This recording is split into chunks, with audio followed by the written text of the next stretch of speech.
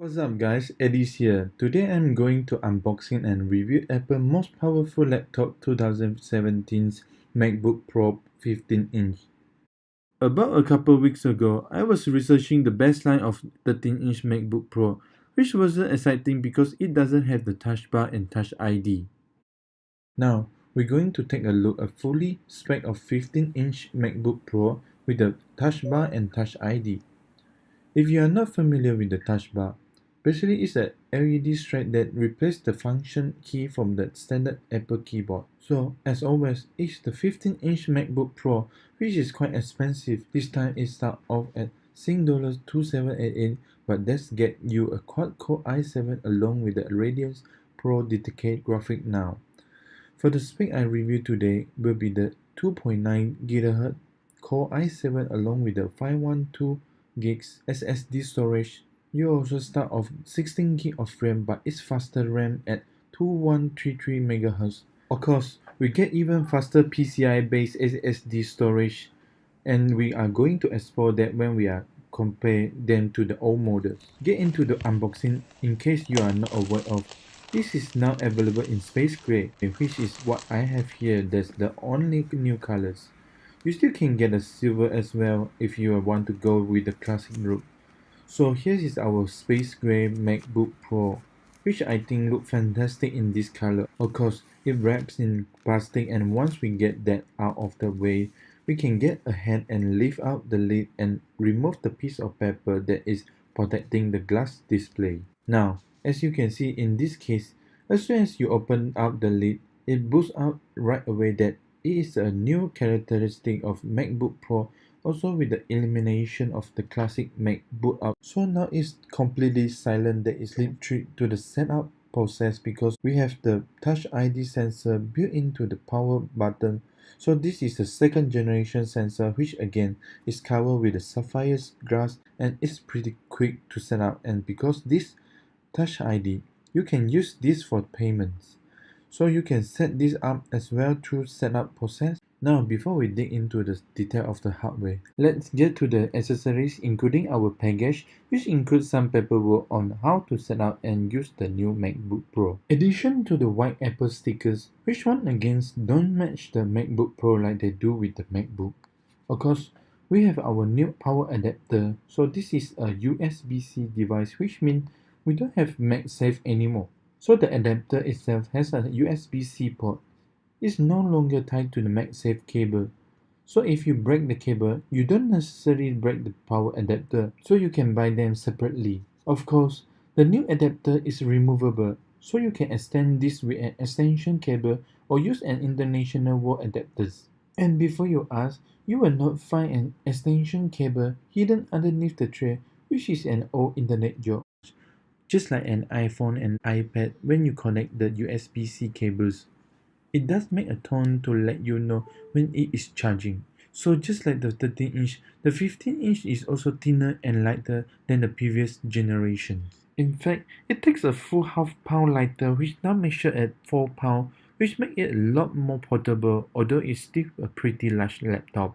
Although the overall footprint is now much smaller and more compact than before, so when it comes to our display, once again, we have a resolution of 2080 by 1800 over the 15.4 inch.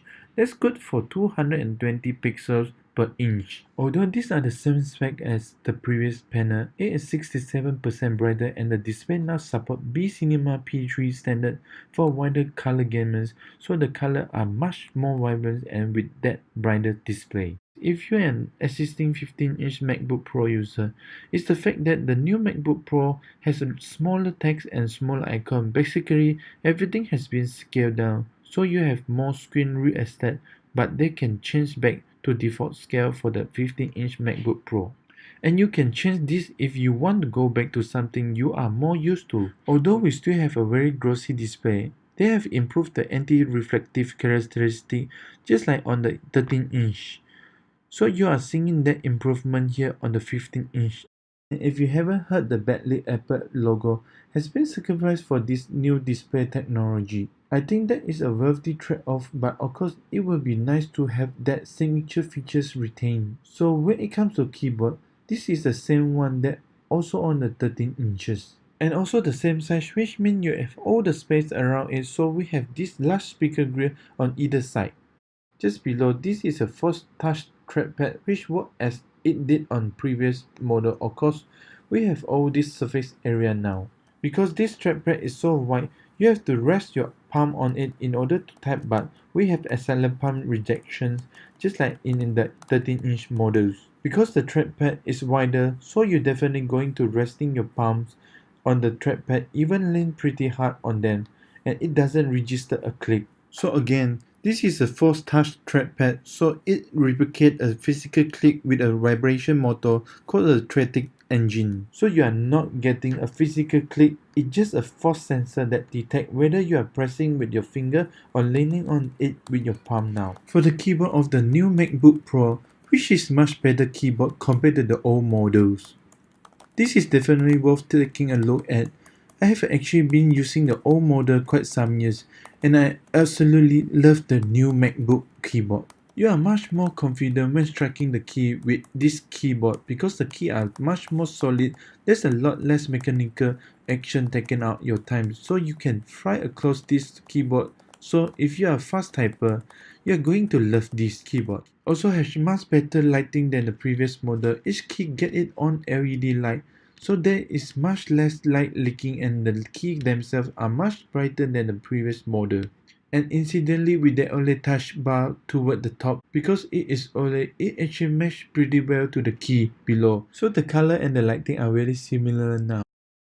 The new MacBook Pro look a lot like a brought out version of the MacBook. We have the same integrated hinge, which is made out of the same one piece of aluminum that formed the top, which made it look a lot neater than the previous model, which have a plastic strip which was part the antenna system. Ventilation has been minimized, although you will find ventilation hidden with the hinge of the MacBook Pro, which is now much smaller than the previous model. Of course, the big story with the MacBook Pro this year is that I/O have gone with USB Type-C connectors. And on the 15-inch MacBook Pro, all four of them are full 40 gigs per second Thunderbolt 3 port as well, which means the very high-speed port that can power 5K display high-speed data transfers.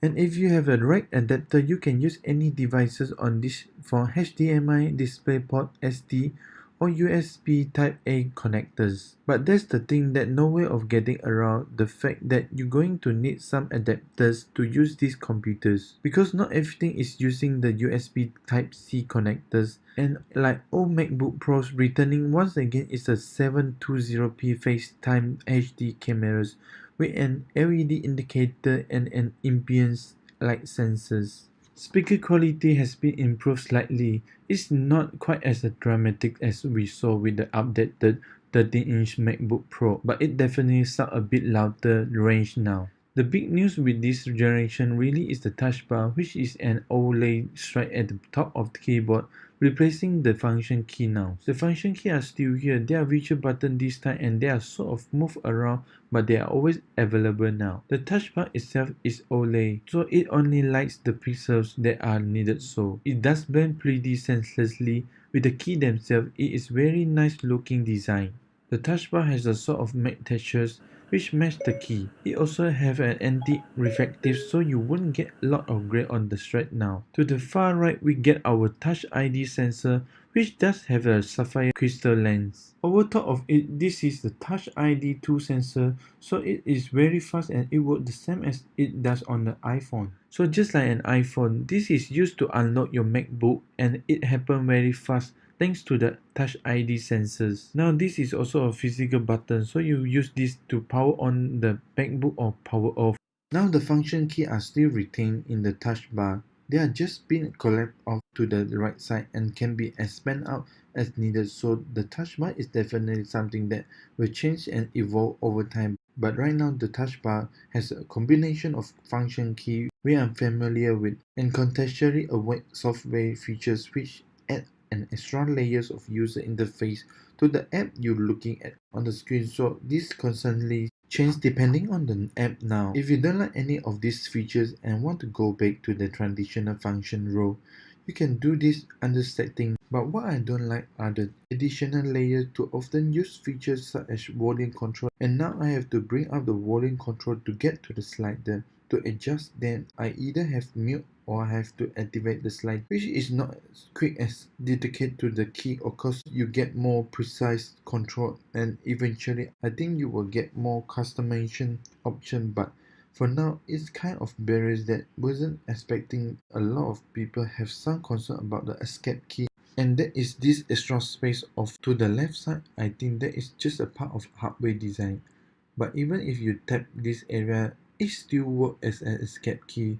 So the entire surface is still touch sensitively. So I don't think you really have to look to see the escape key now. The other issue is that the escape key disappears depending on what apps you're looking at, but there's always an X icon there. So if you need to activate the escape key, you will just hit the X icon, which close out the features and bring you back to the escape key. So you can hit again now. This countless way in which this touch bar can be used by other apps. So for example, in iMovie, you can get some editing to build right into the touch bar, which is very useful. Or if you are watching a video on YouTube or within iTunes, you actually get some media control right out top, and there are more than just media control. There are also include shoulder control and slider, and it's kind of nice because that means you can interact with the video without bringing up the interface that brought your view of it. Now this touchbar also bring a bit of iOS to the Mac,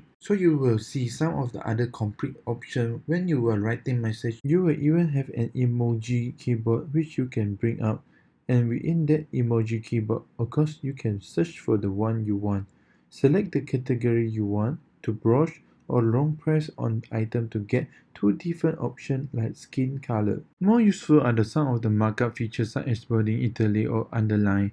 You can even change the layout or subject headings. You can also change the color of text, and you have a really neat interface here. You can change the color intensity. You can go with the standard color or pick anything from the color selectors. So it kind of neat to see the key sort of transition to this bright vibrant color and image now. Less useful but kind of neat is the timeline within the photo apps, so I can scroll through all my photograph and see the little thumbnail right on the touch bar itself. But I really like some of the features within Safari. So for example, I can create a new tab.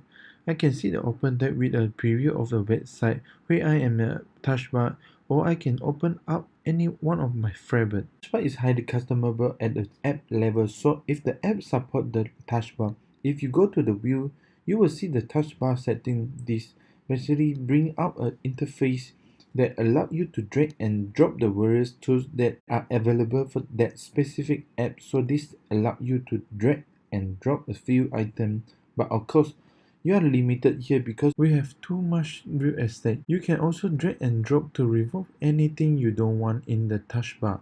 So when it comes to performance, I have the most powerful version of the MacBook Pro. So this should give you a rough idea of what performance is like. Now, Apple is primarily focusing on the graphic performance here. Then Apple says you should see about 130% improvement over the previous model, so that definitely where the strength of this laptop is. You also get much faster SSD, well above 2000 on the read speed and near 2000 on the write speed. That's a significant improvement over the previous model. And have this fantastic new display, and we have that massive trackpad which is very clever, and the touch bar definitely add a new layer to the interface which is geniusly useful if used right. And of course this is something that will evolve over time as software, and it is fantastic to finally have a touch ID for logging in and Apple Pay. But there's no getting around the fact that some pro users are not too happy with the I/O situation. Of course, that means you are going to have used